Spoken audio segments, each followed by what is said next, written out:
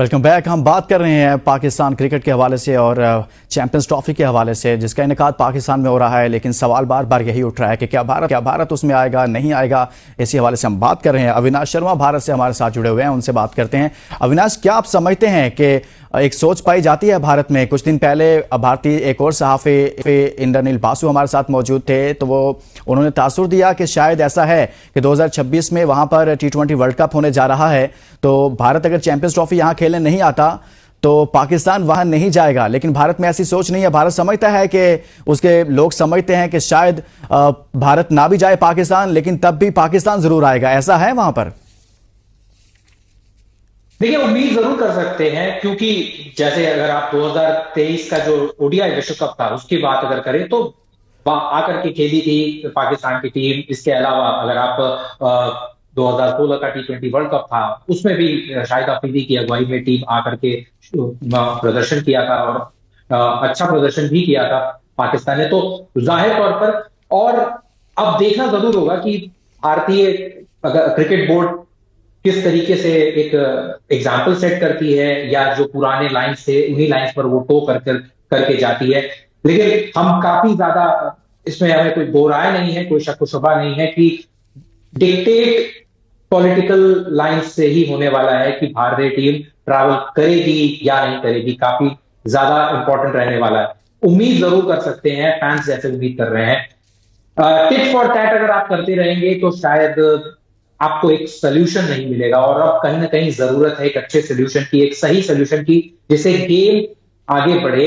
दोनों ही कंट्रीज के स्पोर्टिंग जो रिलेशंस हैं वो बेहतर हों। अभी हमने देखा पेरिस ओलंपिक्स में क्या हुआ, नीरज चोपड़ा और अरशद नदीम एक साथ जावलिन थ्रो में कंपीट करते हुए दिख रहे थे और बैट एक दूसरे को शुरुआत से करते आ रहे हैं। नीरज की बात करें तो नीरज ने हमेशा हाईली रेट किया है नदीम को, और बोला है कि ये बहुत अच्छे एथलीट हैं। वहीं अगर आप अरशद की बात करें तो उन्होंने भी हमेशा हाईली रेट किया है और अपना आइडल मानते रहे हैं नीरज चोपड़ा को। तो एक स्पोर्ट्स के अरीना से अगर आपको इस तरीके की मैसेजिंग मिल रही है, और ज्यादा दूर ना जाएं, ये जो लेजेंड्स लीग और तमाम इस तरीके के जो टूर्नामेंट्स होते हैं, इंडिया और पाकिस्तान के खिलाड़ी इंडिया के बाहर अगर आप देखें तो लगातार खेलते रहते हैं। और वो जो राइवलरी की बात होती है, अभी लास्ट मंथ जो इंडिया और पाकिस्तान के बीच में जो टूर्नामेंट हुआ था, वहां पे कई बार दोनों ही टीमें आमने सामने हुई और लुत्फ उठाया उसका फैंस ने। और देर रात तक वो मैचेस चल रहे थे इंडिया और पाकिस्तान की टाइमिंग के हिसाब से, क्योंकि वो यूके में मैचेस हो रहे थे। लेकिन देर रात तक फैंस अपनी निगाहें गड़ा करके टीवी स्क्रीन पे, मोबाइल स्क्रीन पर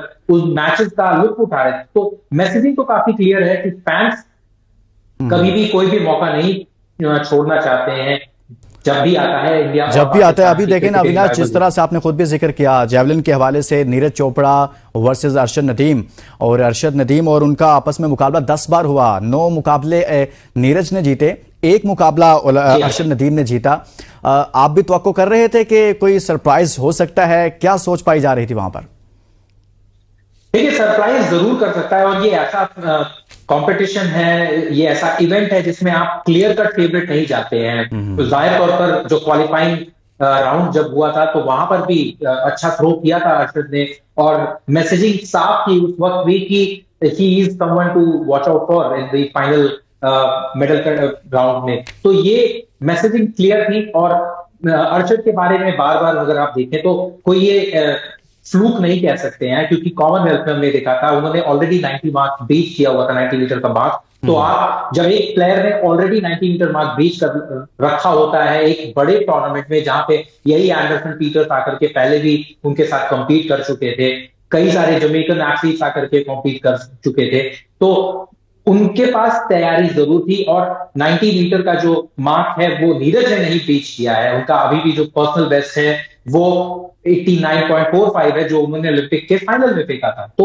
जाहिर तौर पर जब एक एथलीट जिसने ऑलरेडी 90 मीटर का बैरियर ब्रीच किया हुआ होता है, तो उसे आप दरकिनार नहीं कर सकते हैं, कभी भी साइड लाइन नहीं कर सकते हैं। और अगर आप मेरी बात करें तो मुझे हमेशा से लगता था कि अगर इस फाइनल में नीरज चोपड़ा को कोई ट्रूली कॉम्पीट कर सकता है, या एक रन फॉर द मनी जो हम शब्द यूज करते हैं इंग्लिश में, तो वो शायद अरशद नदीम ही कर सकते हैं, क्योंकि उनका परफॉर्मेंस भी बेहतर हो सकता है। और जिस तरीके के वो पावर थ्रोवर है, और पावर थ्रोवर के पास हमेशा ही वो रिकॉर्ड क्रिएट करने का मौका होता है। नीरज की बात करें तो नीरज की सबसे अच्छी खासियत है उनकी कंसिस्टेंसी। वो कंसिस्टेंटली हर बड़े टूर्नामेंट में लगभग इतना ही थ्रो करते हैं और वो पोडियम फिनिश करते हैं।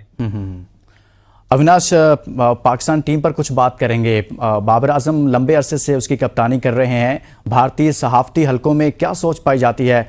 Babar Azam as a captain खेलें तो बेहतर हैं या फिर उनको कप्तानी छोड़नी चाहिए और सिर्फ बतौर बैट्समैन ही उनको खेलना चाहिए?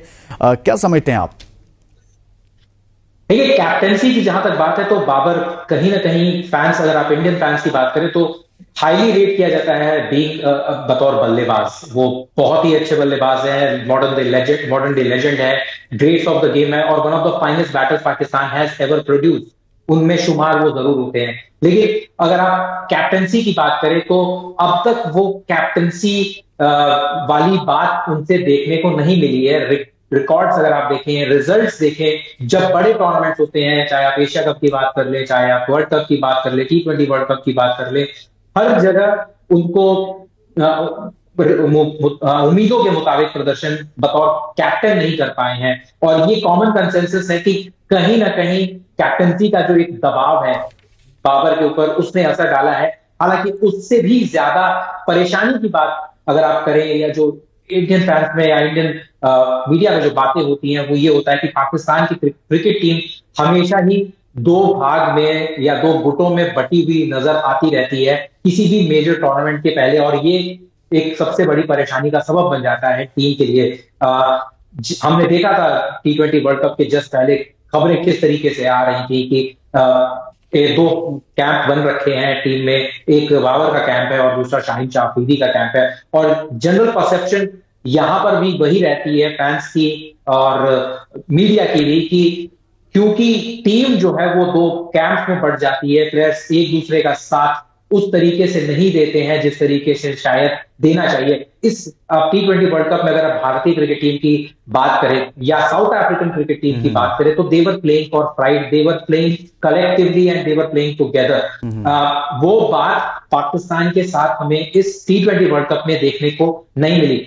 आपके शुरुआत के जो मैचेस थे, क्लूलेस लग रहा था, कोई भी खिलाड़ी उसको अपना रोल पता नहीं था, ये समझ में आ रहा था। एक इतना बेहतरीन लैक ऑफ प्लानिंग भी थी, कोचिंग सेटअप के साथ ये तमाम तर चीज़ें सामने आई इस टूर्नामेंट के दौरान। बहुत शुक्रिया, अविनाश शरद से हमारे साथ मौजूद थे। हमने बात की चैंपियंस ट्रॉफी के इनेकाद के हवाले से और इसके साथ साथ नीरज चोपड़ा वर्सेस अरशद नदीम मुकाबले होते रहे, लेकिन बिलाखिर आखिरी मुकाबला, बेहतरीन मुकाबला जो ओलंपिक्स में देखने को मिला, वो अरशद नदीम थे, पाकिस्तान के लिए जीते। इसके साथ ही इजाज़त दीजिए, अपना बहुत सारा ख्याल रखिए, अल्लाह हाफिज़।